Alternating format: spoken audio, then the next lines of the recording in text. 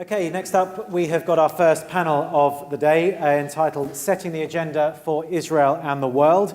I'd like to invite our panelists up on stage first. Your moderator for this panel will be Korin, who is the co-director of the Institute for the Analysis of Global Security. I will be sat over here with Ethan as well. We're happy to take questions from the audience, from anyone watching via LiveGo. Please send them to Q&A@bloomberg.net or Q&A Go, or you can tweet us the questions with the @BBG Live, or BBG Fuels or BBG Link are those two handles. But for now, I'll hand it over to Anne, who is going to introduce the panelists for the next session. Thank you. Well, thank you. Let's get started. We have a wonderful panel here. Mario Garnero, chairman of Brasilinvest, and really the father of the godfather, as you say, of the ethanol program in Brazil. Professor Eugene Kandel, who directs the National Economic Council here in Israel. Bud McFarlane, who was National Security Advisor under President Reagan, and who is co-founder of the United States Energy Security Council. Governor Bill Richardson, not only were you governor of New Mexico, you were also Secretary of Energy of the United States and Ambassador to the United Nations. With that, let's get started.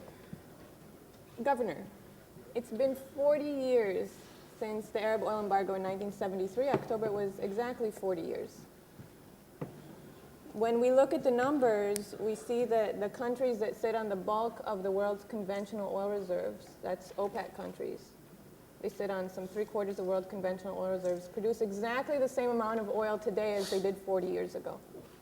30 million barrels of oil a day into the oil market. That hasn't changed. Oil prices are very, very high because of the growth in demand. What are we doing about it?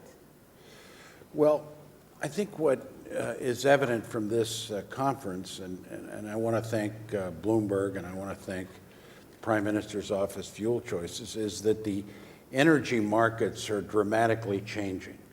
They're changing because of technology, of new laws of supply and demand, and I must say because of the world's largest producer and consumer, which is the United States.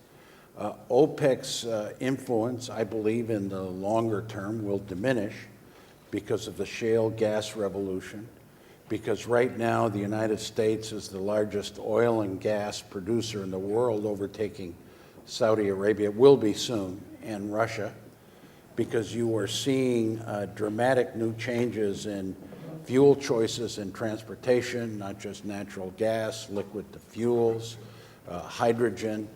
You're seeing new choices, new markets, and most importantly, I think geopolitically, with the shale gas revolution, you're seeing new options for countries in Eastern Europe, in the stands that have been dependent on Russia for natural gas, in Asia, South Korea, Japan. As I said, in the Middle East, the diminishing power of OPEC, I think you will see. And then most importantly here in Israel, with the new discoveries of natural gas, with sensible energy policies that this government has and what the mayor outlined, is consumers and governments will have more options to confront this new geopolitical landscape. Well, let's start with that natural gas point. Thank you, Governor. Eugene, let's jump over to you. We're here in Israel. Israel is a very small country. Oil demand as compared to the oil demand of the world is very teeny. Why are we here in Israel talking about fuel choice with all of these delegations from around the world focused on the issue? Well, it's a great question. In October 2009, Prime Minister Netanyahu issued a challenge to us all and said that this is a strategic issue. Many countries deal with it, but in our opinion, Israel, has the strongest incentive to actually reduce the world's dependence on oil in transportation, because that's like an addiction to a drug. And B, just as General Clark just was talking about his fight with the oil companies, we don't have that fight. We're fighting with oil dollars on other fronts, but we don't have internal opposition. And we do have innovative engine in this country that has solved the problem of water for this country, which we didn't have, solved the problem of food, some of it solving the problems of energy, and so we thought that we could be a great catalyst for this. And it's really inspiring to see all the wonderful people that came here. This is a great conference, all the people in the Fuel Initiative. It's really satisfying to see this, and I thank you all for coming. This is the right place to talk about it, but the implementation has to be elsewhere because we're too small. Well, let me continue asking you about the natural gas in Israel that Governor Richardson mentioned, the offshore finds in Israel. What is the thinking around how that gas can be used to be placed in competition against oil in the transportation sector? Again, the only reason to think about gas in Israeli context is a showcase. I mean, we're not, whether we use oil at all or don't use oil, it's not going to move the needle on the oil prices in the world. But we are talking about, and actually doing this year, of starting a series of pilots of trying to move transportation, as the Mayor Huldai was talking about, in the cities, trying to move really revolutionary systems that are of mass transport. Israel is a good place to experiment because we are self-contained, not because we want to, but because that's the way it is. It's small, it has different climates, and it's a relatively limited range. So we believe that Israel, and we talk to and cooperate with car companies that are interested in working with us on experimenting with their different engines, different fuel types, and we believe that we can actually experiment with many different types. So the whole country essentially can be a big pilot project? I believe so, and we would very much like to be that. Governor, I see you want to jump in Yeah, here. I've seen the data on these new gas reserves that Israel has discovered, and they're very serious. They're substantial. I think these are great opportunities for Israel. Number one, find some qualified operators to work with Israel to do the drilling, and hopefully it'll be American companies because of the strategic relationship. But secondly, I think they're great opportunities for energy ties with countries like Turkey, like Jordan. I think a real regional effort that would give Israel a strong doses of energy security. Thank you, Governor. I agree. Bud, tell me, what is wrong with a single fuel transportation system? Why do we even need to think about fuel choice? Well, the problem with relying on any single item is that it could become unaffordable, or it could become disrupted by violence or capricious activities such as by a cartel.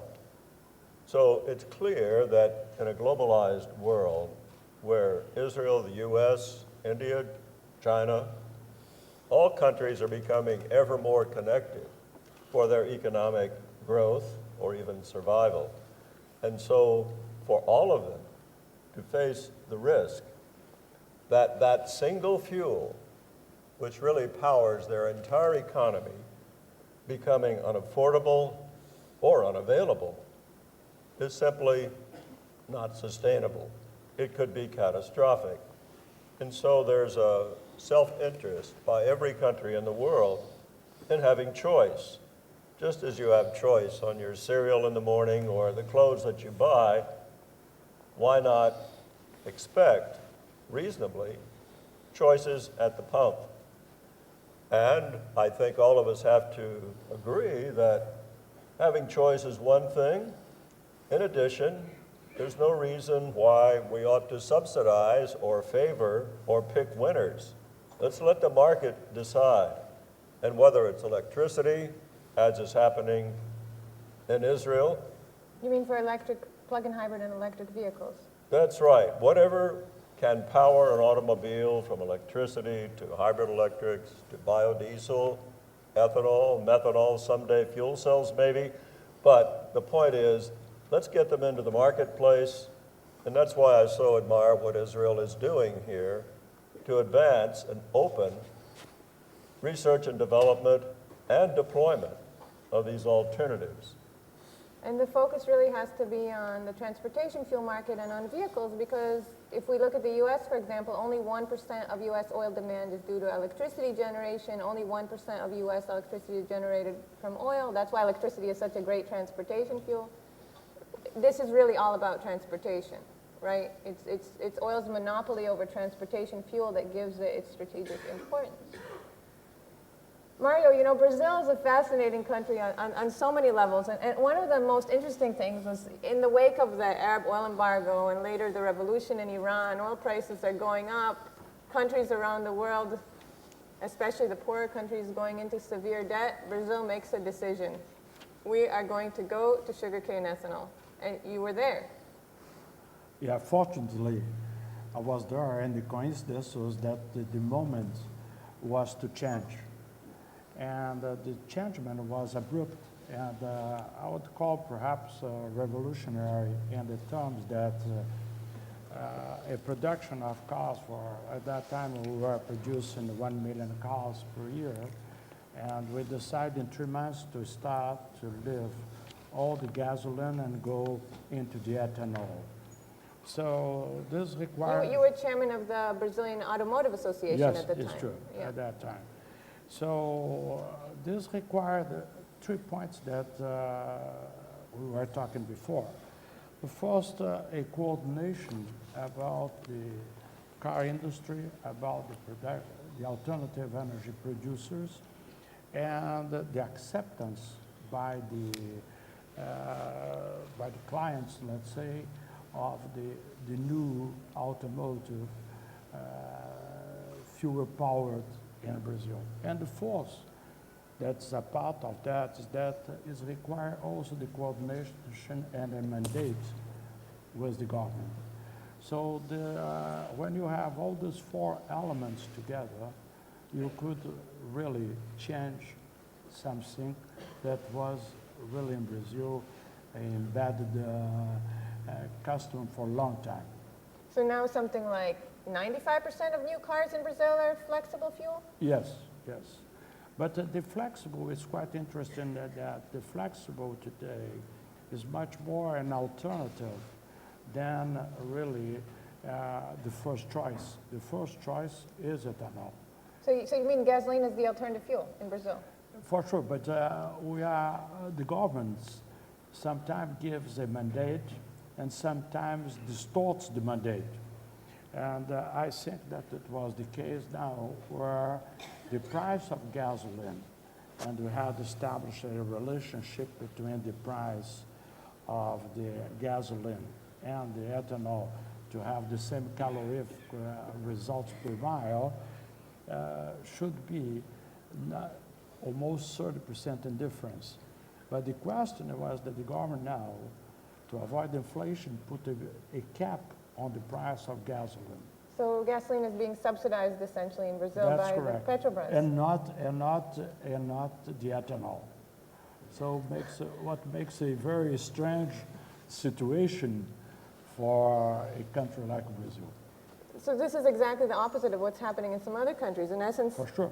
Petrobras is losing a lot of money, right? Since the beginning, we never asked for the subsidies. I always thought that we could have had this on keeping the price as long as the gasoline and this correlation was kept. So you're saying essentially different fuels have different energy content per gallon or Yeah. per liter. A consumer isn't going to buy a fuel unless it's cheaper per mile.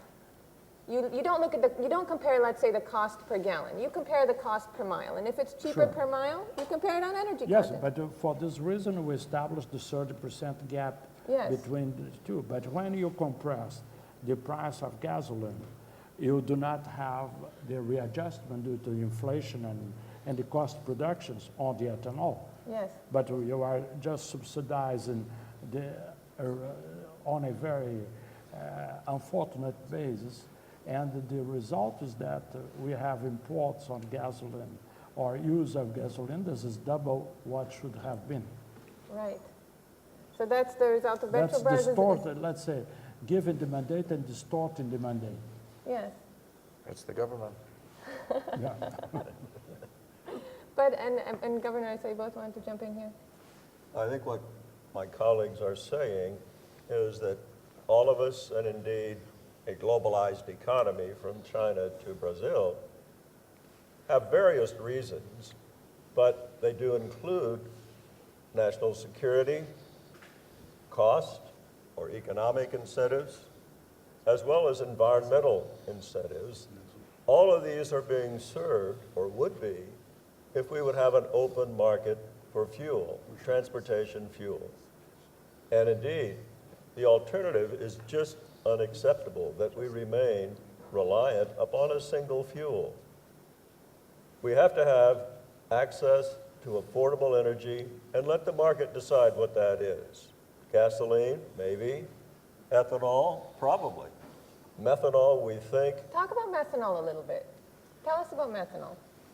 Well, methanol is a clean-burning, environmentally desirable, low-emitting, very high-octane fuel. A liquid fuel, right? A liquid fuel that fits within the infrastructure we already have deployed. Pumps that can blend whatever, gasoline, ethanol, methanol, or any combination of those and run very well. And methanol is something that race car drivers are using. They love it. It's high octane.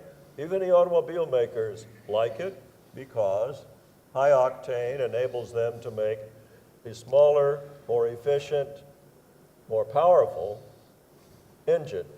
So there's nothing not to like. But you use methanol in actually, if I'm not mistaken, the flex fuel vehicles in Brazil can run on gasoline, ethanol, and methanol. Even though people Yes. think gasoline, Yeah, ethanol, because all are alcohols. all in that, alcohol. so it And would it's be one not- fuel yes. tank. One fuel tank, you choose what you want to put in. But I would like just to point out something that happened with us on the automotive industry, and I was the chairman at that time. The first idea when we came to that, and on the verge of a rationing in Brazil, and I put together all the presidents of it, telling, look, we have to change the model. And two companies were ahead of that. Fiat and Volkswagen had already developed a consistent studies in terms of ethanol. But the Americans, General Motors and Ford, and also some part of the cars from outside, they were resistant to that. Resistant for one thing that the general told very well. The firstly is that it's a new thing. They had to commercialize something that they never commercialized. And secondly, because it was a problem of distribution. How could Brazil is a large country? How could you have an Amazon and they should have at the same moment over there in the south that they stand 8,000 kilometers, the same ethanol. So I think that this was where the automotive industry reacted very quickly. And they accept within 20 days to start a full production into ethanol. Why? Because the ethanol, Henry Ford made the first Fords that were moved by ethanol. So it's not a big issue on that. And secondly was the distribution that Petrobras, we found a breakthrough where we could have Petrobras distributing this from one day to another. Petrobras is the national oil company. in Brazil. National oil company. And all then follow it, Shell and so on. Yeah, I think, and I like ethanol and methanol, but I think we're neglecting to talk about probably the reason for this option, and I agree with Bud McFarlane of transportation options, and that's the development of natural gas. Because what we've had, because you only had one fuel, gasoline, that was because of gas scarcity. When natural gas scarcity. Right, natural gas scarcity. Now that natural gas is exploding all over the world, principally in the United States, you are seeing these new options. You're seeing natural gas. You're seeing gas to liquids. You're seeing Methanol made from natural methanol. gas. You see hydrogen. Electricity generated from natural Absolutely. gas. And then also But I think what's also very important is the new technologies that have come with natural gas. Hydraulic fracturing, horizontal drilling, which have some environmental challenges. But that new technology has revived fossil fuels. The danger, and the general mentioned this, is that climate change, carbon footprint increases. On the good side, there's a reduction of greenhouse gas emissions by natural gas. There's a manufacturing base that can be created. There's, I think, some geopolitical benefits. But most importantly, for a consumer, for a country like Israel, what has to happen is, one, a good regulatory environment. Two, the government has to play a role, you know, and I guess I'm going to be accused of being a Democrat here, but I do think government can be a catalyst, can set a regulatory framework. How in these fiscally constrained times, what are the types of roles the government can play? Well, for instance, in the United States, I'm a strong supporter. I think many here are renewable energy, solar, wind, biofuels. I would like to see in the United States a renewable portfolio standard where every state, every one of the 50 states, has at least a 25% renewable mandate. But that doesn't happen. That's for electricity. If we're looking at the transportation fuel market. Well, I think, you know, what happens in the United States, a lot of individual states, when I was governor, we had our own standard. But I think all you want to do is give the consumer and the private sector incentives, options, just stay out of the way, but try to promote that new technology that will make the consumer have more options. So, for example, open the cars to fuel competition, Yeah. and then the consumer can say, I want to put this fuel in my car now because it's cheaper, and next week I'll put something else. That's right. I think that's what a government can do. And can we just remind the audience that if they have any questions that they want to ask our panelists or yourself, Q&A@bloomberg.net, or if you're a Bloomberg professional user, just do Q&A go. Sorry to interject, but we like to get audiences to participate, so back to you there. Now, what I am hearing the governor say when he's talking about natural gas and the shale gas revolution in the States, it seems to me that if we look at the global oil market, because this is a market dominated by a cartel, while it's wonderful for the United States that there's more oil being produced, more tight oil from shale formations, at the end of the day, even as imports in the U.S. have fallen from 60% to less than 40%, oil price has gone up. So the oil production, let's say, isn't going to influence the global market so much because the developing world is sucking up that excess, that surplus on the market, and OPEC isn't increasing supply. But what I'm hearing you say is that the natural gas production, along with other energy sources, that has a potential being the real game changer in the oil market. Because if you force oil into commodity arbitrage with natural gas, with biomass, with coal, with other energy sources, by opening the car to fuel competition, you're going to drag down the price of oil because competition drags down the price.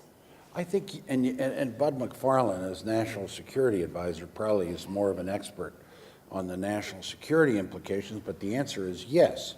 I believe that what shale gas does, one, the development, but also LNG exports, a free trade agreement, United States, Europe, we have free trade agreements. And actually, I think we haven't talked about that. Free trade agreements in the commodity area is very important. But yes, OPEC's role, the oil cartel would be diminished, especially in its relationship with the United States and Western countries. I'm not saying it'll disappear. It's still going to be very powerful. Secondly, you build new energy relationships. I mentioned South Korea, Japan, that go away from nuclear and more into LNG. The stands, countries like the Ukraine, Poland, that are so dependent on Russia, would seek new opportunities. And then also, I think you see opportunities in the Middle East, in Africa. Mozambique has new LNG discoveries, natural gas discoveries. And I think well, Israel, I think first has to get these reserves out. But yeah, I think geopolitically, we are better off, less dependent on cartels, more dependent on competition. Now, this shale gas boom has to continue. And I think it probably will. But there are challenges. You know, in Europe, the fracking issue is very strong. No fracking in several countries. Britain is moving, I think, towards doing shale gas.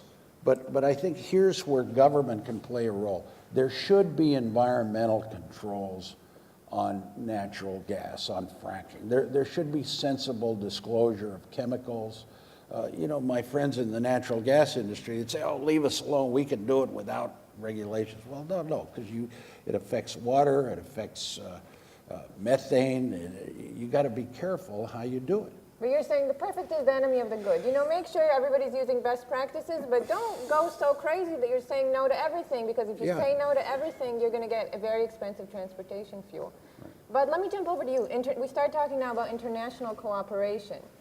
If we look at the United States, at Brazil, at China, together you're looking, I think, about something like half the vehicle market in the world in terms of vehicle production. What's the potential there for collaboration?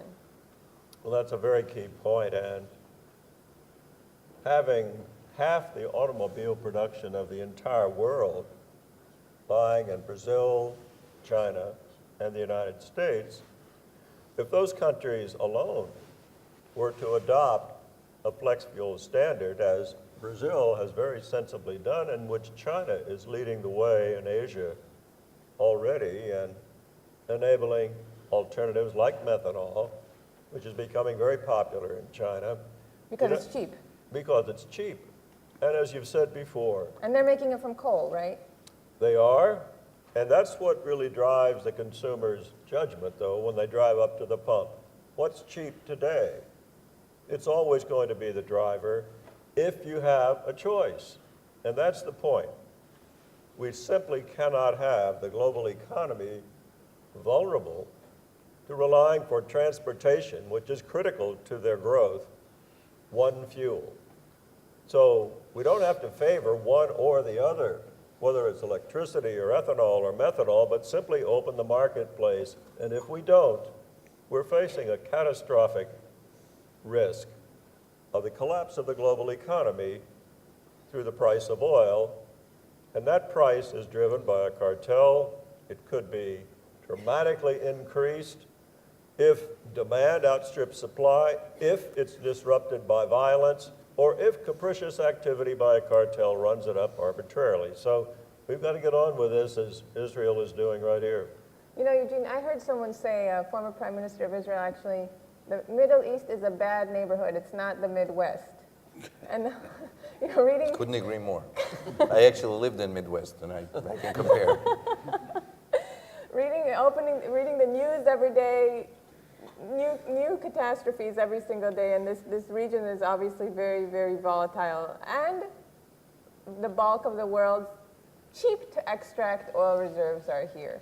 And Israel is kind of right in the middle of everything. So you have a unique perspective on what's going on. And we look at the future for stability in the region. Are we going to achieve kumbaya, or can we expect volatility that will drive oil prices higher? Well, I don't know. I'm not a prophet, but you know, among all these turbulent sea, I think that there's a small island of stability, whether it's financial stability, whether it's democracy, whether it's political stability. In any direction that you look, there's one island of stability which we are sitting in the middle of. So here, I believe that this will continue to be a stable environment. I wanted to add to Mr. McFarlane's point that on top of everything else in cartel, et cetera, the majority, a high percentage of world oil supply goes through a very, very narrow place, which at least on one side populated by somewhat inconsiderate people. So that could be another point that we should be very, very worried about. You're talking about the choke points in the ocean. Exactly, yeah, and so just even without cartel, this could be some of the rogue state, single rogue state could seriously endanger the world supply of that commodity, and for that reason only, you don't want to rely on that. I believe that what we've been lacking, there's a slideshow that shows every U.S. president saying that we're going to reduce our dependence, et cetera, et cetera. Finally, the dependence is reduced, but not because of a policy, but because somebody found a lot of oil. But I think that what has been missing from the policies in many countries, and Brazil is a great example of how to do it right, because they've done it from 1970 through the way prices of oil went down, went up. They unwavered. They didn't waver, and they pursued the policies. So this is focus on a policy. It's not necessarily the policy of let's reduce gas emissions, let's reduce emissions of CO2. Everything, it's all very important, but let's focus on one thing that is a matter of national security, it's a matter of economic survival, it's a matter of environment. Let's focus on this very, very narrow target. Let's have more choices. If we have more choices and we narrow the target and we commit for a long time, then we will succeed. The Israeli program on fuel choices is a small program. It's about $40 million a year, but it's for 10 years. It's about 0.5% of what we spend on oil per year as a country. If we can convince everybody to spend 0.5% of what they spend on oil every year to commit to a 10-year program, we will be there in 5 years. And we've got a question actually from Gina and Yoram. I'm not sure if they're in the audience or watching over live Go. I guess this is mainly directed at you, Professor Kandel. What is more economical for Israel, to use the surplus natural gas as fuel for transportation or to export it as liquefied natural gas? It's actually, these two questions are independent, because if we're talking about methanol, CNG is one area. CNG is compressed natural gas. Yeah, CNG is the compressed natural gas, is one area where we would like to explore the possibility. But due to the security considerations, it may not be such a widespread usage as it is in other countries. But we still can do it in certain limited applications. In all other areas where we can use methanol, it doesn't matter whether the methanol comes from Israeli gas or it comes from Trinidadian gas or Egyptian gas or Qatari gas, which are much cheaper to produce. So these two questions are not necessarily related, and so I think we should pursue the policy of trying to maximize the value of the gas. At the same time, we should pursue the policy of trying to incentivize the citizens and the car owners to move to alternative transportation fuels. The very important thing I'm hearing you say here, and this goes to your comment about the United States, where we had president after president talking about reducing imports, and it goes to your comment just now about the gas, which it doesn't really matter who makes the methanol from the natural gas that you buy. This is not about cutting any country off from the global market. No. This is about, we have a global market now, the oil market, that's dominated by a cartel. And the cartel has, by constraining its production, has kept prices much higher than they would otherwise be. But if we have a competitive transportation fuel market, because cars are open to fuel competition, so consumers can make an on-the-fly choice among fuels depending on price, it doesn't matter where that fuel comes from. You know, Brazil sometimes can export ethanol, can sometimes import. Israel could sometimes export methanol, it could sometimes import. The United States, same for everything. As long as you have a competitive market, we don't care if we're importing bananas or we're importing computers. If you have a competitive market, you can buy from the cheapest place at any given time, right? That's what it's about. Absolutely, absolutely. It's a question of making the infrastructure. It's actually not just cars, but also the refueling system, that, you know, all the standards and the supporting policies which we're trying to institute here, those, because the process of the driver filling the car with a choice of fuels, as Brazil discovered, requires the car being able to accept the fuel, the driver being able to find the fuel. There were at some point 100,000 flex fuel cars in New Jersey, and there were 2 fueling stations. So you have to support that. You have to have refineries. So it's a much more complex puzzle, which therefore requires coordination. And we believe that the coordination can come from only one source, the government, which does not have to own this, but it has to put standards and enable it. So it acts like and then let the market. acts like the coordinator. You have a chicken and egg problem here where the automakers say, you know, a flex fuel vehicle that can run on a variety of alcohols plus gasoline, it costs just $100 more than a regular car. But still, why should we bother to warranty it if there's no fuel at the stations? And the fuel station owner says, well, if I have 10 pumps, why should I bother to retrofit a pump to serve a fuel Right. where the cars can't use the fuel? So you're saying the government has to come in and say, for example, auto companies, you are the chicken. Except there are several chickens and several eggs. We have to coordinate all of them. But I saw you wanted to jump in. Well, in the United States, we have 250 million cars, and we produce about 8 or 9 million every year. If you wanted to turn over that entire fleet to be able to use alternative fuels, it would take a long, long time. And that's a very good reason why the government can be helpful here in allowing the retrofit of all 250 million right now. You mean ease regulations so that if you want to retrofit or a company wants to offer you retrofits, it's not hard to do that? That's right. It may only cost $90 if the manufacturer makes it, and it may cost more, but it still would be nominal cost, maybe $300. Still, you would get that back in very little time because a natural gas fuel, for example, is 1/5 the cost of gasoline. And so you'd get it back very quickly. Governor, I see you're itching to jump in. No, and one area we haven't talked about, but we kind of dangled a little bit, and you mentioned incentivizing citizens, is what the average citizen can do. And that's what is called energy efficiency initiatives. We haven't talked about that, but that involves, for instance, the grid being modernized, finding ways that there isn't overcapacity, that there's more technological investment in it. It also means buildings and homes and businesses that are greener. You know, this statistic about the United States becoming energy self-sufficient by 2025, the International Energy Agency, was both by oil and gas development, particularly natural gas, but also by dramatically increasing energy efficiency that citizens are using. And I think this is something that I know in Israel is happening because you have to. You have to be more energy efficient at the home, business, schools, and we haven't talked about that. We've talked about cars and cartels, but I think that's a very important component for reducing our dependence on fossil fuels. Thank you. And we have just a minute or so left. I'd like to end this on one point, which is kind of a metric that helps us understand. We talked about national security. We talked about economics. Air quality in Sao Paulo. Where is it now as compared to where it was when the ethanol program started in Brazil?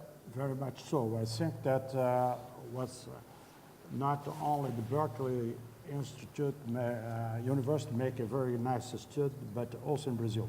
We improved the quality of air for around 26%. 26% improvement in air quality. Since the moment we start with the ethanol and then to mix that. But today, I think that we could normally tell that there is a large reduction on pollution on that. And the egg and the chicken. You have to kill the chicken at the first moment, tell the automotive industry to go this way. But you have to create at the same moment the distribution for the guy there to buy and to have access of that. The automotive industry will not make a suicide, but on the other side, there is a huge opportunity for the people to produce alternative fuels. Thank you very much. So fuel competition, a competitive fuel market improves national security, improves the economy, and improves air quality. Air quality. Thank you very much to our panel.